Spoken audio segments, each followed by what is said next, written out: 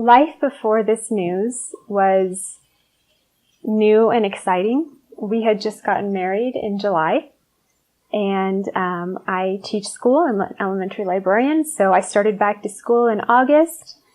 In November, I caught what we thought was a cold. By December, after being a runner my whole life, climbing the incline, climbing Pikes Peak, working out, running, I couldn't climb the stairs in my house. I couldn't breathe. And so at that point, we knew something was wrong, but didn't know the scope of it. And was a really pretty quick process after that, finding out that my bone marrow had failed and that I was going to need some outside help. How did that affect you, Brian? It was a shock. Again, like she said, we started off as, when this adventure kicked off, we were pretty much newlyweds still. So we were just beginning our life together, you might say. And then she was very active, has always been very active her whole life.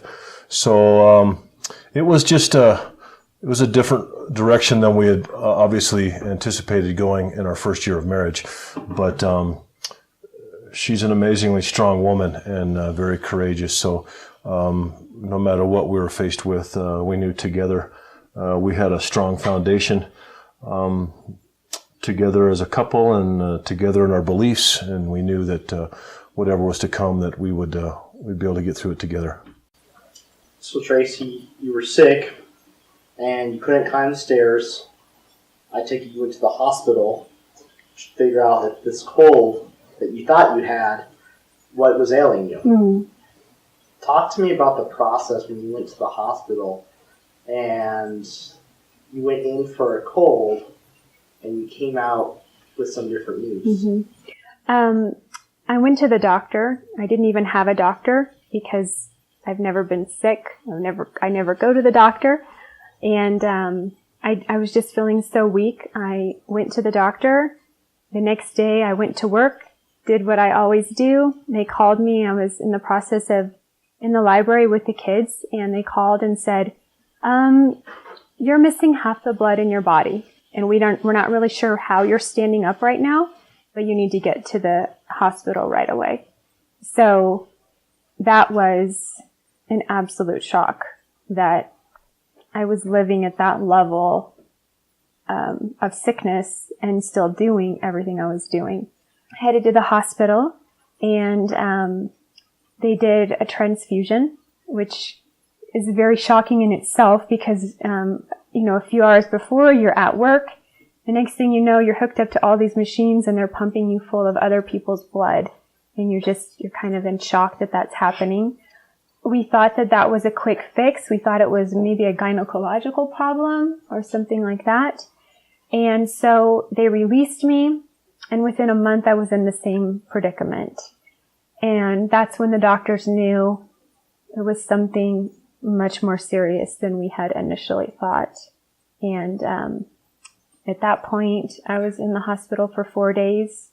There was, you may not even go home. We may take you straight to Denver. Our whole world at that point was just completely turned around. Brian, what's going through your mind with regards to your new bride, the family you just started? What emotions and concerns are you feeling right now? Well, again, we had a strong foundation when we from the get-go, and when we got married, the old cliche of the vows in sickness and in health, you don't really anticipating 5 months, 6 months into your relationship getting tested to the severity of an illness like this. But again, my focus and my concerns were for her. I knew how active she was. I know how how she takes care of herself, and I knew that this was an extreme blow to her as far as physically, and for her to be in the position she was, it was tough for her to deal with. And I just felt that I've had some experiences in my past that have helped me deal through similar situations, and I thought the best that I can do is just be all the support I can for her, and just to carry her through whatever I got to do to get her through this. We live here in Colorado Springs, but I am currently a fireman for the city of Los Angeles. And I was at work when I got that phone call in Los Angeles, and she called me with that news from the doctor.